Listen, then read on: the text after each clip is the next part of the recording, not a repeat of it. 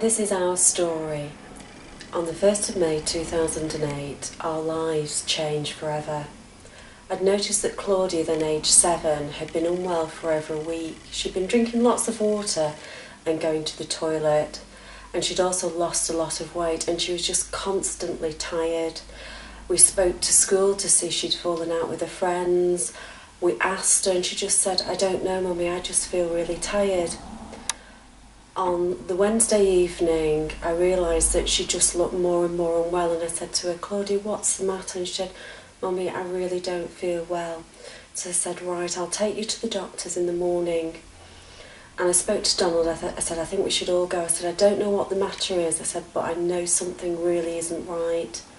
So on Thursday the 1st of May, round about 11 o'clock, we took her to our GPs. I remember clearly sat in the waiting room and Donald said to me, "Are you sure it's not meningitis?" On the wall was the meningitis warning chart. And I said to him, "I am positive it is not meningitis."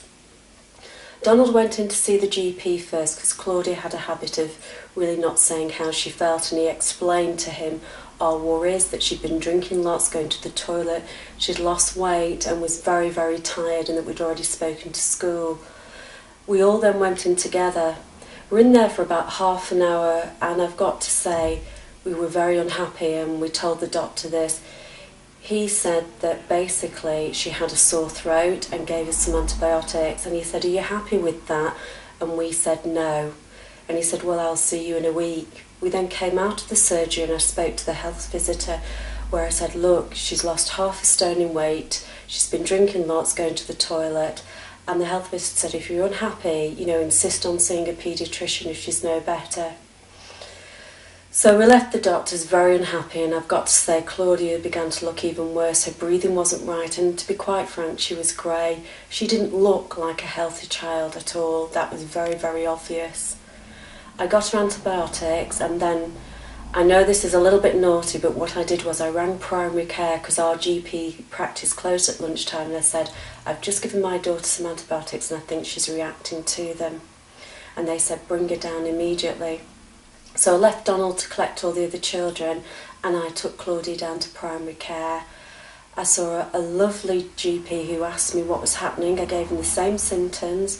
She'd been drinking a lot, going to the toilet a lot, lost half a stone. She was very, very tired. He said, "I want you to take her straight up to the children's ward.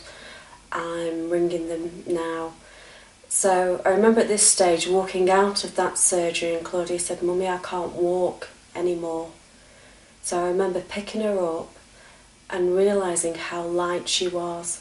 And I ran all the way down the hospital corridor. I went up the stairs because I didn't want to wait for any lifts, and straight into the ward where we sat down. Then all of a sudden, I can't remember how many staff, there've got to be about half a dozen, and they just picked Claudia up and took her into one of the rooms. They asked me again what was happening. I said,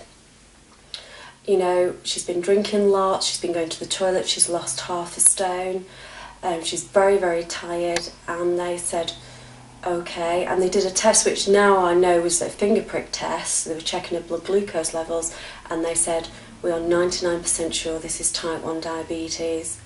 By this time Claudia was in a sorry state, and they were trying to get lines into her. They couldn't, so they were wrapping her in. I think they were hot warm towels, wet warm towels. She was screaming at me. She was only 7. "Mummy, please stop them, they're hurting me." And at this point I realised that things were very, very serious, and although I could hear my 7-year-old shouting and screaming for me to help her, because that's what mums do, I knew I had to let the doctors and the nurses get on with their job. They eventually got the lines in, and that started our time in the high dependency unit. I didn't sleep at all, and I remember all the alarms going off. And I remember asking the nurse, what should her blood pressure be? And she said, 40s, 50s. And I remember looking at Claudia's, and it was actually 22. And it really, really hit home how ill Claudia was.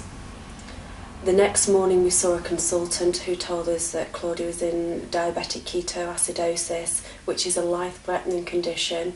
She was very shocked that we'd been to see our GP, and especially as we'd given him all the classic symptoms, we then spent a week in hospital. Seeing your child in a high dependency unit is probably one of the most scary things a parent can ever endure. And whilst we'll never be able to stop the onset of type 1 diabetes, we can actually avoid a child, young person, young adult from being in diabetic ketoacidosis, DKA, which is a life-threatening condition.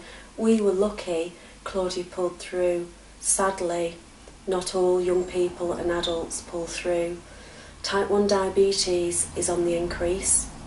The awareness of the symptoms amongst the medical profession and the wider public is very, very little. We need to change this.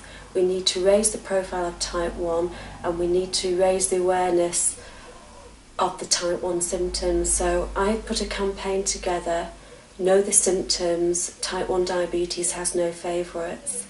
You can join me on this campaign by helping distribute leaflets and posters throughout the UK. For a small amount, GPs can purchase leaflets and posters for the practices, as can the PCTs and the hospitals, because together we can raise awareness of type 1 diabetes. We can put, or at least reduce, the numbers of young people and children in DKA at diagnosis, which is a life-threatening condition. Thank you.